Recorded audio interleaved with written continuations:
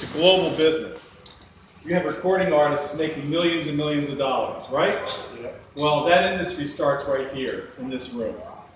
And so you think about this global industry that's worldwide, and it all starts in this room and in this next room. It's an interesting story. And it starts really when Edison is working in Menlo Park, which is just 15 miles south of here. When he's in Menlo Park, what's he working on? He's working on the electric light bulb. But one night, he and his team of men, they're having dinner together, and Edison starts thinking about some of the other innovations that he helped create.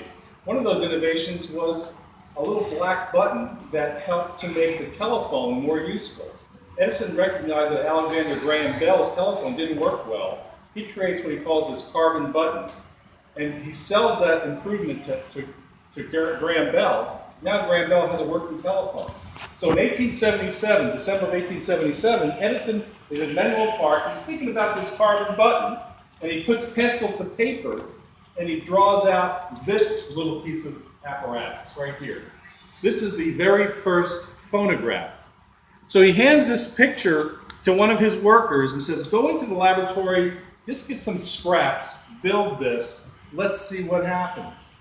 So within 48 hours, his employee comes back with a working model of this. They wrap the drum with a piece of tin foil, and that black button, that carbon button that I talked about, they have a small megaphone on one side of it, kind of look like this, and then they have a needle on the back side of it. So that needle is going to ride on that piece of tin foil, and they're going to turn the handle, and they're going to speak into that little megaphone, and that's going to create vibrations in that carbon button that's going to get put onto this tin foil. And when you look at this tin foil, have a look at that tin foil. Do you see lines on the tin foil? That's lines of sound on that tin foil. So they wrap it up. Edison starts turning the handle, and he starts talking into the megaphone. And what do you think he says? Do you know what he says? Anybody know? Mary had a little lamb. Mary had a little lamb. You've been here before, you're cheating. But he yells, Mary had a little lamb whose fleece was white as snow. And he goes through the entire nursery rhyme. They reset the needle. He starts turning it again. And what do you think they hear out of the speaker, which is simply the microphone again, or the horn? They hear Edison talking. Mary had a little lamb. Well, everyone in that room was amazed because it's the first time that an Edison invention works, the very first time.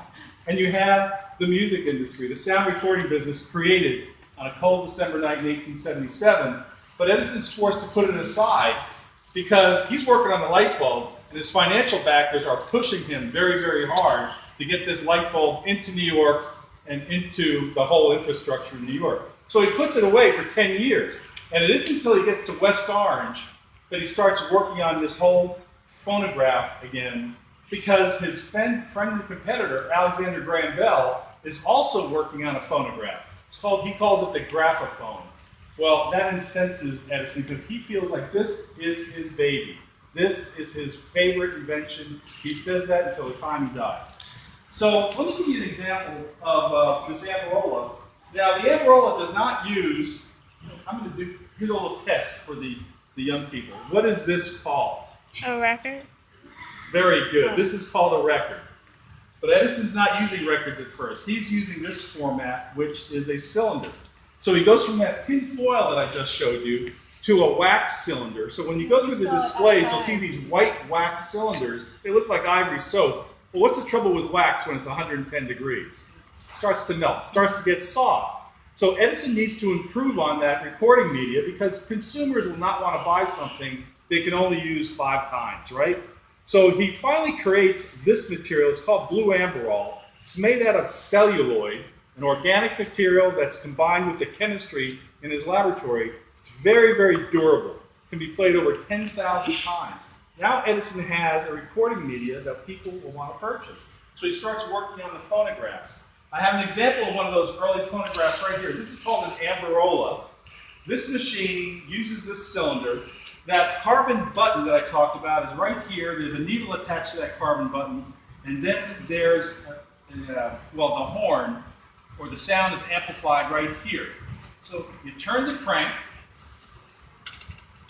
right here, This is going to give you a 4-minute recording. That was the industry standard, and that almost is still the industry standard. There are not many recordings that play much longer than 3.5 to 4 minutes in length. This machine in 1912, there's still a great many communities that do not have electricity.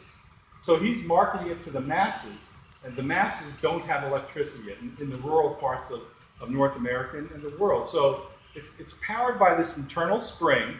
You wind the spring, and then when you turn the machine on, this spindle rotates at a constant speed because there's a governor that maintains a constant speed of 80 revolutions per minute. So this cylinder will turn at 80 RPM. All right? Let's start her up and let's see what we have for playing.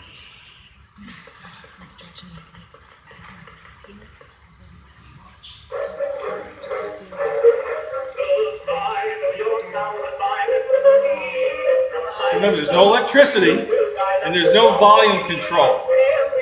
So in a room this size, this volume is all right. If you're in a much smaller room, how do you think you might regulate the volume on this machine? You could cover it.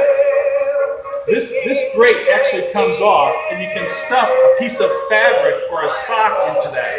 So if you've ever heard the phrase "stuff a sock in it," that's where it comes from. The early machines, you have to stuff a piece of fabric or a sock in that grate. But pretty good sound quality for a machine that's over 100 years old. These cylinders are over 100 years old. Do you know who that is? Right. So Edison's not working in a vacuum. His main competitor in life is the Victor Company out of Camden, New Jersey. The Victor Company makes the Victor Victrola. Many of your grandparents or great-grandparents probably had Victrolas in their attic because people are finding them all the time. The Victrola or the Victor Company use this format. This format, as you very correctly identified, is called a record. Now, the main advantage to this format over this cylinder format is the cost of production. Much more costly to produce this cylinder than this record flat format. But Edison loved this format because he felt like the cylinder gave you better sound quality. Ultimately, what rules? The consumer rules. The consumer says, we like this better. So ultimately, Edison leaves the cylinder behind and creates the Edison Diamond Disc phonograph record, right? This plays at 80 RPM. This plays at 78 RPM. You can't play them on either one. So Victor records can only be played on Victor phonographs. Edison Diamond Disc records can only be played on Edison Diamond Disc phonographs. When you look at the thickness here, essentially made out of the same materials, it's a Bakelite compound. Edison has a pressed wood core in his record, much more durable, much higher quality. Because of the much higher quality, much higher costs. So that's a disadvantage when you come with consumers. The consumers vote with their pocketbook. They're going to vote for the less expensive. Now, when Edison creates this format, he has to create a new record player because the cylinder record player will no longer work. So he creates the Edison Diamond Disc phonograph. This is a Victor Victrola right here. So these Victor records are played on this machine. The Edison Diamond Disc right there. The Victor Victrola uses a steel pin as the needle that has to be replaced after every 2 or 3 plays. The Edison Diamond Disc phonograph uses a diamond, a sapphire, to play the records. Higher quality never has to be changed out. I talked about volume control over there. The Victor records use an open door, closed door volume control. The Edison Diamond Disc actually has a lever that you will then turn that will shove a piece of fabric into the horn, so you have volume control with that lever, interactive. Of course, because of all these improvements, this costs more, much more expensive than the Victrolas. What does Edison's phonograph industry in is the music industry and the radio. So when you think about early radio, it was all live. And the reason it was all live was that there was 2 companies that owned the recording rights to these recording artists. the Victor Company, and the Edison Company. With the merger of RCA and the Victor Company, they now have the ability to play recorded music over the airwaves. Edison's sons wanted Edison to incorporate a radio into this machine, and Edison's quoted as saying, "It's just a fad and they'll get over it." Well, consumers didn't get over it. And in 1928, essentially, Edison loses out to the Victor Company, and his recording company comes to a grinding halt in 1928 because he really didn't want to listen to what consumers wanted. When you look at these pictures around this room, these are Edison's recording artists, and most of them coming from the Metropolitan Opera. Now, great sound quality, but the average Americans weren't interested in recording artists from the Metropolitan. They were more interested in popular music. And so the titles that the Victor Company had were with recording artists that were playing more popular music than the music played by these recording artists. So Edison really lost out in terms of not listening to what consumers were asking for. Now, I always like to end my talks, because today this building will be closing at 5, just to let everybody know. But this is one of the very early marketing campaigns that Edison used to sell his diamond disc phonograph. So he had, one of the recording artists he had under contract was Rachmaninoff, the classical pianist. That's Rachmaninoff at the piano. You can see there's an Edison diamond disc phonograph butted up against the piano. And then on the far side of the painting, you'll see everyone is averting their eyes. They're listening to the music. They're trying to determine whether it's live, Rachmaninoff, or whether it's the Edison diamond disc phonograph. That's one of the early marketing campaigns. I think Memorex stole this campaign back in the 1970s or 80s. But with that, that's pretty much a synopsis of the sound recording business. You said that it was 1928. 1928 when he shut the business down. He's already old by then, right? Yeah, he dies in 1931 at the age of 84. So his losing out really more like this. Well, but his sons were also helping him manage the business. But the irony is that Edison is profoundly deaf. He used to sit right here and use this ear horn, and he quality controlled everything coming out of this facility.